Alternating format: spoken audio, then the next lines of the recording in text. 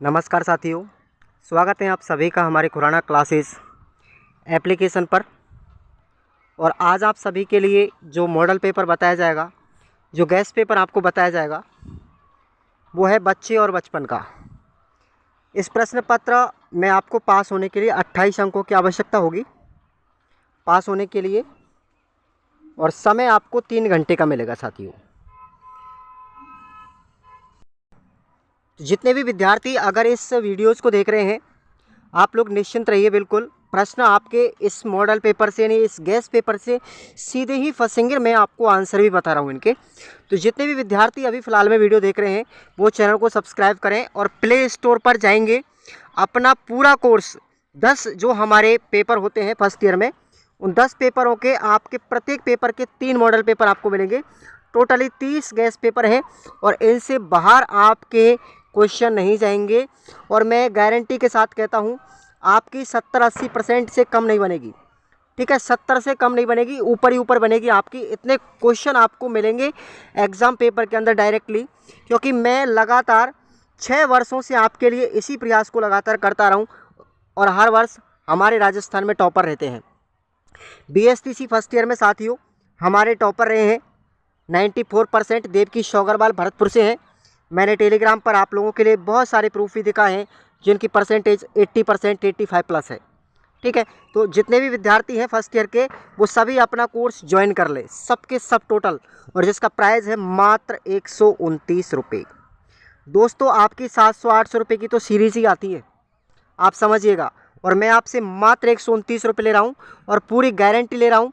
अगर आपकी बैक लगती है तो आप लोग समझ लीजिएगा कि आप लोग खुद पढ़ के नहीं गए हो। हालांकि आपको क्वेश्चन पेपर में मिलेंगे, यहाँ से बस पढ़ के आपको जाना है। जो मटेरियल मैं दूंगा इससे बाहर नहीं जाएगा, पढ़ने की जिम्मेदारी आपकी होगी। इतना तो आप समझ रहे हैं। तो चलिएगा, शुरुआत करते हैं आज की धमाकेदार इस क्लास को। पहला क्वेश्चन देखिए, समर हिल स्कूल के संस्थापक कौन थे? समर हिल स्कूल के संस्थापक थे साथियों A.S. नील। क्वेश्चन आपका पहला राइट ऑप्शन ए हो जाएगा, नोट कीजिएगा। अगला क्वेश्चन है, last child in the woods, इस पुस्तक के राइटर कौन है? इस पुस्तक के राइटर है साथियों रिचर्ड्स। कौन है? रिचर्ड्स। ऑप्शन आपका बी लॉक कर लीजिए। नेक्स्ट क्वेश्चन है, सभी सब्सक्राइब कर लो भैया और एप्लीकेशन पे ज़रूर से ज़रूर कोर्स ज्वाइन करना, क्योंकि मैं अपनी मेहनत से हर वर्ष प्रति वर्ष आपके बच्चे हज़ारों स्टूडेंटों के लिए, लगभग 6 से 7 हज़ार स्टूडेंट मेरे यहाँ से कोर्स परचेज करते हैं पूरे राजस्थान में। तो ये बहुत बड़ी उपलब्धि की बात है और हर वर्ष जो परसेंटेज है वो 90+ रहती है। तीसरा क्वेश्चन है, मैकडूगल के अनुसार आश्चर्य संवेग किस मूल प्रवृत्ति से संबंधित है? तो भाई ये किस मूल प्रवृत्ति से है? आश्चर्य का संबंध होता है साथियों जिज्ञासा से।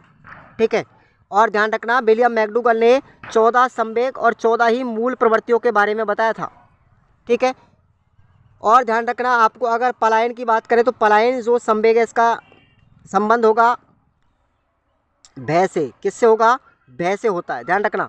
सामूहिकता का संबंध किससे होता है? एकाकीपन से। किससे होगा? एकाकीपन से। इस तरीके से आप लोग साइकोलॉजी भी पढ़ सकते हो साथ साथ। नेक्स्ट क्वेश्चन है, पारिस्थितिकीय परक बच्चे के विकास की पंचतंत्रीय व्याख्या करने वाले मनोवैज्ञानिक कौन है? ध्यान रखना, जिन्होंने पारिस्थितिकी परक मॉडल सिद्धांत जो दिया था वो है यूरी ब्रैनफेन-बेर्नर।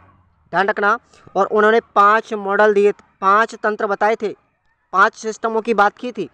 ठीक है, जैसे माइक्रो सिस्टम, मीजो सिस्टम, ठीक है, एक्जो सिस्टम, ये 5 तंत्र जो दिए थे ना, वो यूरी ब्रैनफेन-बेर्नर ने दिए थे। इंपॉर्टेंट है, साइकोलॉजी का चैप्टर भी बहुत अच्छा है ये। आगे बात करते हैं, A.S. नील किस तरह का स्कूल बनाना चाहते थे?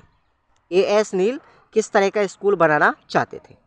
तो देखिएगा, A.S. नील ऐसा स्कूल बनाना चाहते थे जिसमें शिक्षा बच्चों के अनुरूप होनी चाहिए, विद्यालय बच्चों के अनुरूप ढाला जाए। वो मनमर्जी का विद्यालय खोलना चाहते थे, और इसीलिए तो हमारा जो A.S. नील का स्कूल है उसको मनमर्जी का विद्यालय कहा जाता है। ध्यान रखना आप लोग। अगला क्वेश्चन है आपका 6वां, राष्ट्रीय बाल अधिकार संरक्षण आयोग की स्थापना कब की गई थी? Very important question. तो राष्ट्रीय बाल अधिकार संरक्षण आयोग की स्थापना 29 दिसंबर 2006 को की गई थी। नोट कर लीजिएगा सभी। नेक्स्ट क्वेश्चन है हमारा, पूरा लास्ट तक क्लास को देखना, मज़ा तभी आएगा। वयसंधि काल व टीन एज को परिभाषित कीजिए। वयसंधि काल क्या होता है? वह बाल्यावस्था, यह बाल्यावस्था व किशोर अवस्था के मध्य की अवस्था होती है, जो हमेशा इन बाल्यावस्था और किशोर अवस्था के मध्य में एक ब्रिज का कार्य करती है, एक सेतु का काम करती है, एक पुल का काम करती है। और बात करें टीनेज की, तो देखिए 13 वर्ष से लेकर के 19 वर्ष की अवस्था जो है ना, ये हमारी कहलाती है टीनेज। ठीक है ना भाई। चलिए अगला क्वेश्चन है, डाउन सिंड्रोम के बारे में आप क्या समझते हैं? डाउन सिंड्रोम, ये तो रीट में भी पूछा गया क्वेश्चन है 2021 में। डाउन सिंड्रोम देखिए, यह रोग जन्मजात होता है जो आनुवंशिकता की अनियमितता के कारण होता है। इसमें 46 गुणसूत्रों की जगह पर 47 गुणसूत्र होते हैं, अर्थात एक गुणसूत्र की वृद्धि हो जाती है और तंत्रिका तंत्र कैसा हो जाता है? दोषपूर्ण हो जाता है, और यही कहलाता है डाउन सिंड्रोम। नाम तो है डाउन सिंड्रोम, परंतु गुणसूत्र एक बढ़ जाता है, नाम के जस्ट विपरीत काम हो रहा है ना, तो ये डाउन सिंड्रोम है। अगला क्वेश्चन है 9वां, सामाजिकरण किसे कहते हैं? है ना, तो जिस प्रक्रिया के माध्यम से प्राणी शास्त्रीय व्यक्ति के सामाजिक व्यक्तित्व का निर्माण और विकास होता है, उसे हम सामाजिकरण कहते हैं। नोट कर लीजिए, सभी पढ़ के जाना आनंद के साथ में, बहुत मज़ा आएगा। समरहिल स्कूल को मन मर्जी का स्कूल क्यों कहा जाता है? लो बताओ भाई, क्यों कहा जाता है? अर्थात इस विद्यालय की कौन कौन सी कमियां थी? भाई इस विद्यालय के अंदर जो एएस नील ने खोला था उसमें कौन कौन सी कमियां थी, तभी तो उसको मनमर्जी का विद्यालय कहा जाता है। तो इसका आंसर सुनिए कमियों के बारे में। समरहिल स्कूल को मनमर्जी का स्कूल इसलिए कहा जाता था क्योंकि इसमें कोई भी कानून और कोई भी शिष्टाचार के नियम नहीं थे। इस विद्यालय में बच्चों को मुक्त छोड़ दिया जाता था, फ्री छोड़ दिया जाता था, बच्चों पर कोई भी प्रतिबंध नहीं होता था। तीसरी कमी थी इसकी, इस स्कूल में बच्चों को अनुशासन, नैतिक मूल्य कुछ भी नहीं सिखाया जाता था। अब आपको अथवा में क्वेश्चन याद रखना है। देखो भाई, समरहिल स्कूल की स्थापना किस मूल सिद्धांत के आधार पर की गई थी? अब ये प्रश्न आपको पढ़ना है अपनी सीरीज में से, यूनिट नंबर 1 का क्वेश्चन है। देखो जो प्रश्न मैं आपको अथवा में बता रहा हूँ वो भी इम्पोर्टेंट है और ये प्रश्न भी एग्ज़ाम में आएंगे, पर चैप्टर लंबा होने की वजह से, क्लास 2 घंटे की होने की वजह से मैंने आपको प्रश्न बता दिया है। अपनी सीरीज में निशान लगा लीजिए और पढ़ के ज़रूर जाएं। ठीक है भाई। चलिए अगला क्वेश्चन देखेंगे, 11वां है, आरटीई अधिनियम क्या है समझाइए। आरटीई अधिनियम क्या है? देखो, बच्चों के लिए निःशुल्क एवं अनिवार्य शिक्षा अधिनियम 2009 का लागू होना भारतीय बच्चों के लिए एक ऐतिहासिक घटना है। प्रत्येक बच्चे को गुणवत्ता युक्त प्रारंभिक शिक्षा प्राप्त करने का एक अधिकार है। निःशुल्क एवं बाल केंद्रित, बाल मैत्रीपूर्ण शिक्षा दोनों को सुनिश्चित करने का इस तरह का एक राष्ट्रीय प्रावधान, जिसके अंतर्गत कुछ विषय शामिल हैं और इस विषय की वजह से ही कुछ देशों में ये लागू किया गया है। जानकारी के लिए याद रखना, आरटीई अधिनियम की अगर बात करूं मैं, तो देश के अंदर बात करें कि हमारे भारत में कब लागू हुआ था, तो ये 1 अप्रैल 2010 को लागू किया गया था। अगर बात करें राजस्थान की, तो राजस्थान में 1 अप्रैल 2011 को लागू किया गया था। नोट कर लीजिए सभी विद्यार्थी, ये क्वेश्चन रीट में भी आया हुआ है और वीएसटीसी में भी कई बार लगातार पूछा जा रहा है। अथवा में आपका क्वेश्चन है, भारत में राष्ट्रीय बाल अधिकार संरक्षण आयोग की स्थापना कब व कैसे की गई थी? आपको संक्षेप में व्याख्या करनी है और ये प्रश्न आपको यूनिट नंबर 2 में मिल जाएगा, निशान लगा लीजिए। अगला हमारा क्वेश्चन है 12वां, राजस्थान सरकार के द्वारा बाल अधिकारों के संरक्षण के लिए स्थापित संस्थाएं कौन कौन सी हैं, उनका उल्लेख कीजिए। तो देखिए कौन कौन सी संस्था है, 3 संस्थाएं हैं ऐसी। पहले नंबर पर है जिला बाल संरक्षण इकाई, जिसको हम बोलते हैं district child protection unit, DCPU। प्रत्येक ज़िले में ये एक इकाई होती है जो ICPS योजना के अंतर्गत RSCPS के अंग के रूप में कार्य करती है और इस इकाई का जो मुखिया होता है, सर्वेसर्वा होता है, वो जिला कलेक्टर साहब होते हैं। दूसरी हमारी इकाई है ब्लॉक स्तरीय बाल संरक्षण समिति, ठीक है, BLCPC। यह प्रत्येक ब्लॉक स्तर पर एक होती है, यानी प्रत्येक तहसील में एक होती है और ध्यान रखना प्रत्येक ब्लॉक पर 4 दिसंबर 2012 को इस ब्लॉक स्तरीय बाल संरक्षण समिति का गठन किया गया था। छोटे क्वेश्चन में पूछा जा सकता है BLCPC का गठन 4 दिसंबर 2012 को किया गया। अगला है तीसरी जो इकाई है वो है पंचायत स्तरीय बाल संरक्षण समिति यानी PLCPC। ग्राम पंचायत स्तर पर PLCPC का गठन किया जा रहा है।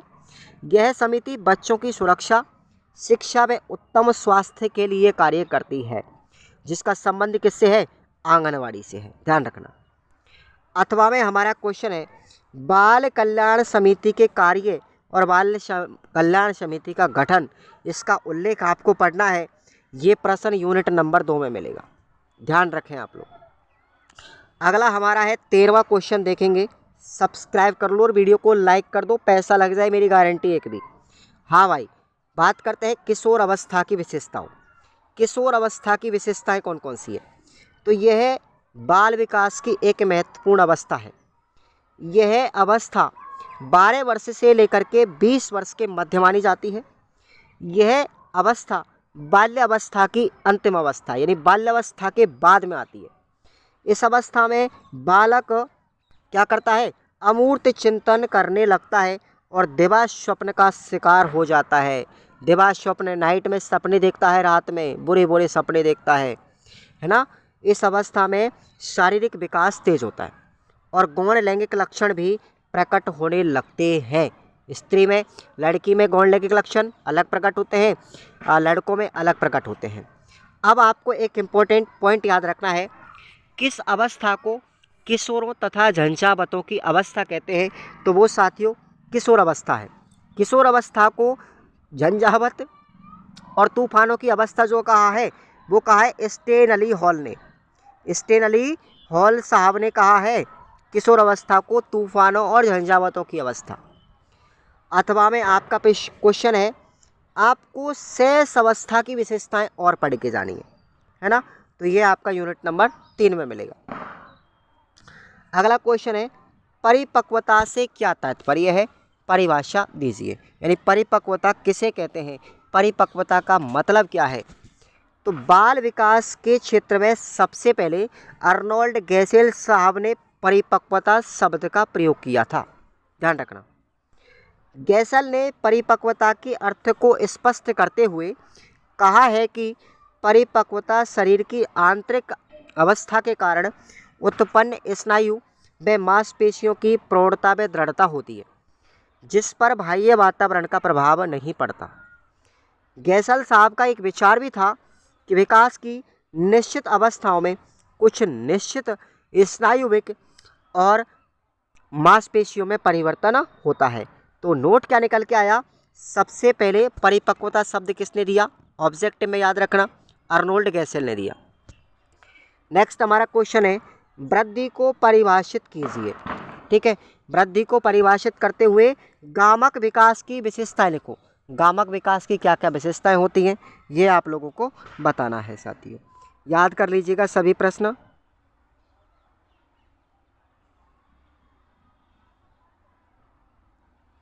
सभी याद कर लीजिएगा इस क्वेश्चन को, यूनिट नंबर 4 में आपको मिलेगा, है ना जी। आगे देखिएगा, जॉन बॉल्बी के लगाव की विशेषताएं बताइए।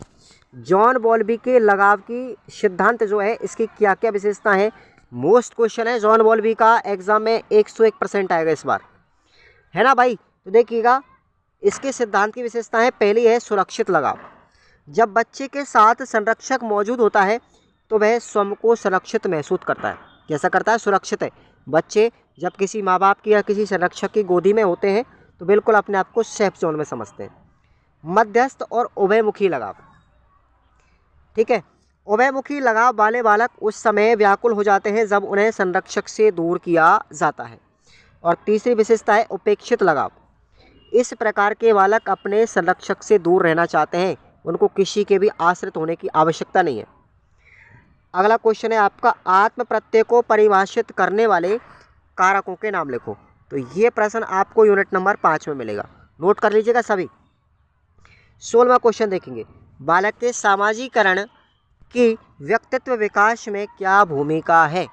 सामाजिकरण में व्यक्तित्व विकास की क्या भूमिका है? तो देखेंगे, सामाजिकरण वह प्रक्रिया है जिसके द्वारा सामाजिक व्यवहार, धारणाएं, विचार, मूल्य आदि ग्रहण किए जाते हैं और उन्हें अपने व्यक्तित्व का अंग मानते हैं। व्यक्तित्व का विकास आत्मा के विकास पर निर्भर करता है और आत्मा की उत्पत्ति सामाजिक अंतःक्रिया में होती है। आत्मा का विकास एक प्रकार से कार्यग्रहण से संबंधित है।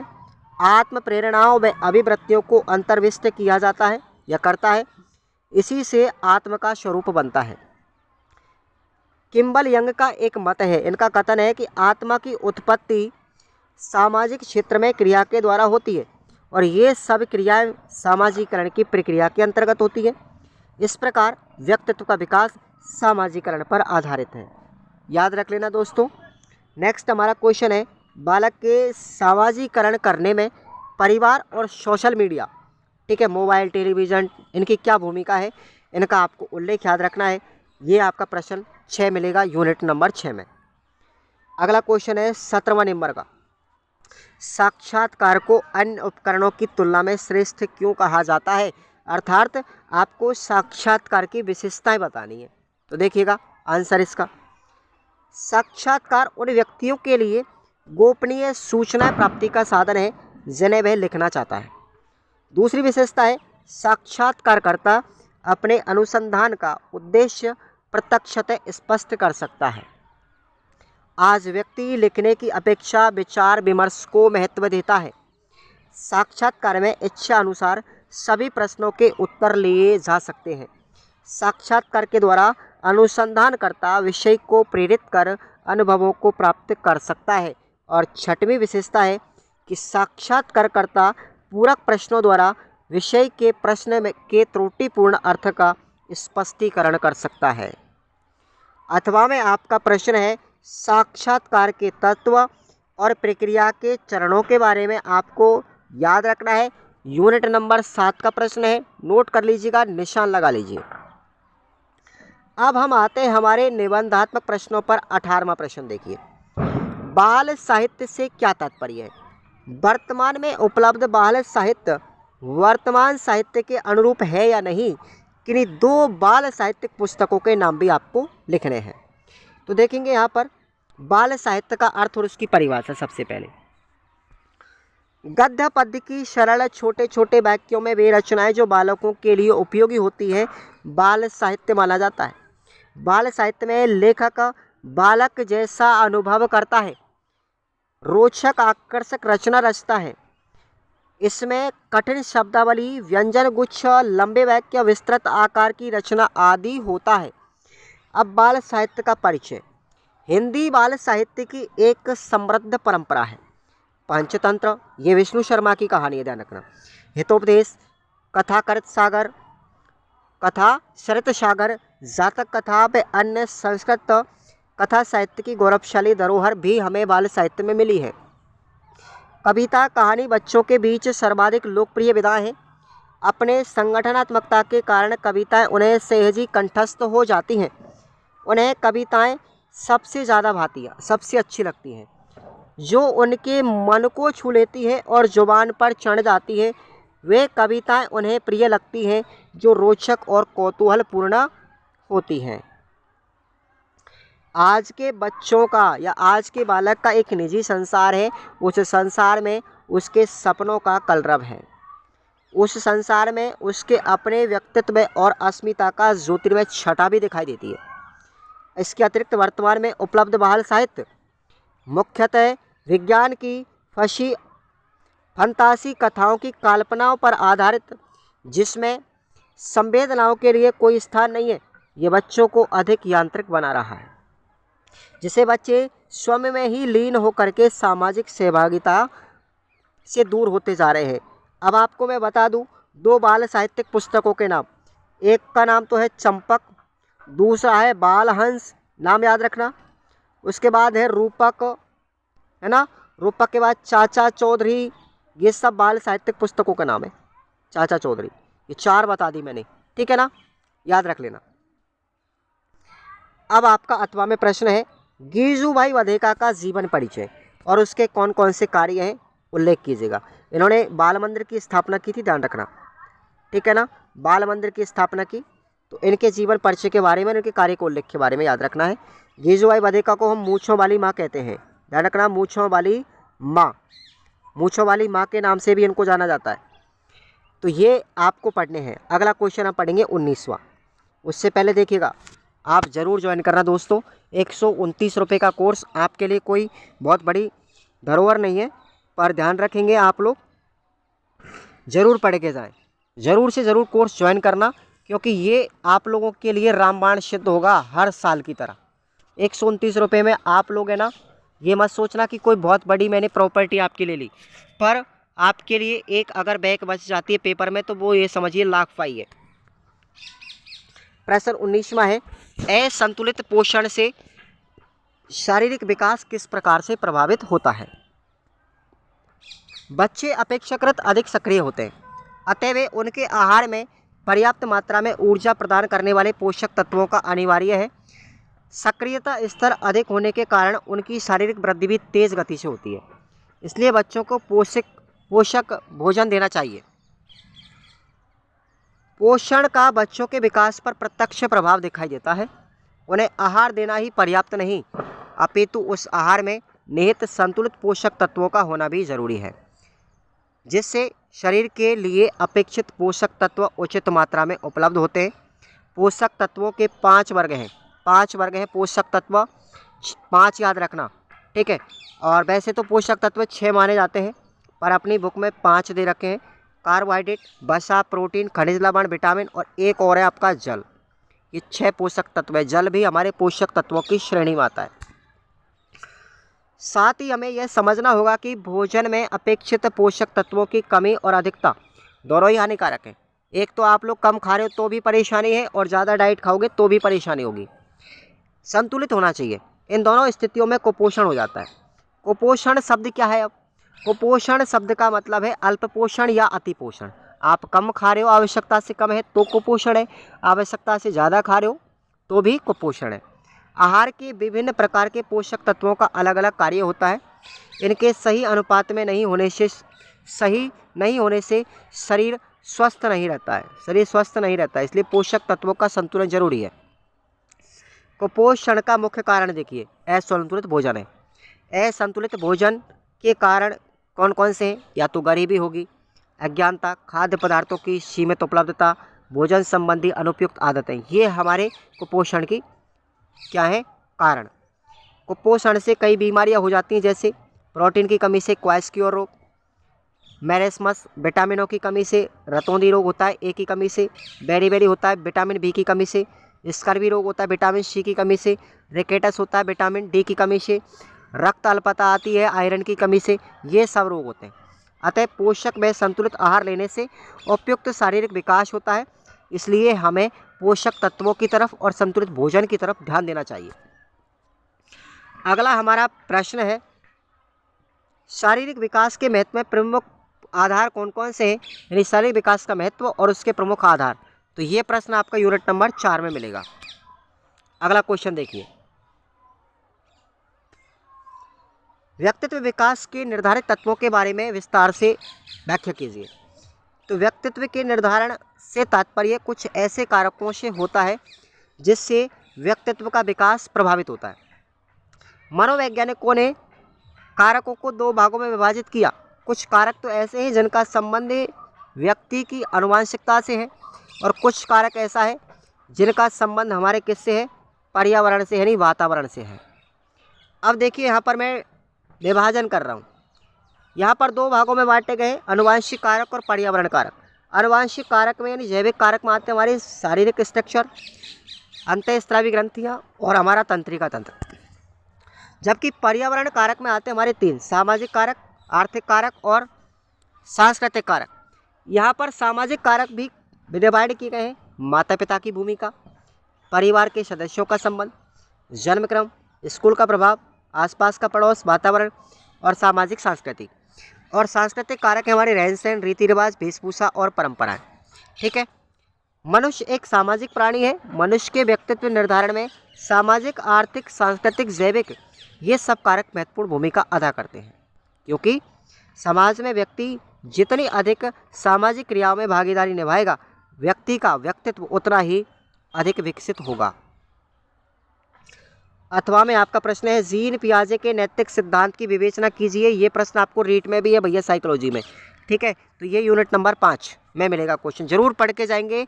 नैतिक विकास सिद्धांत की 2 अवस्था बताई थी, स्वायत्त अवस्था और परायत्त अवस्था। ठीक है ना, स्वायत्त और परायत्त 2 अवस्थाओं के बारे में जानकारी याद करनी है आपको जीन पियाजे की। अब हमारा अंतिम प्रश्न है, सहभागी और असहभागी अवलोकन से आप क्या समझते हैं? अवलोकन की क्या उपयोगिता है, संक्षेप में वर्णन कीजिए। निबंधात्मक प्रश्न है तो याद करना है।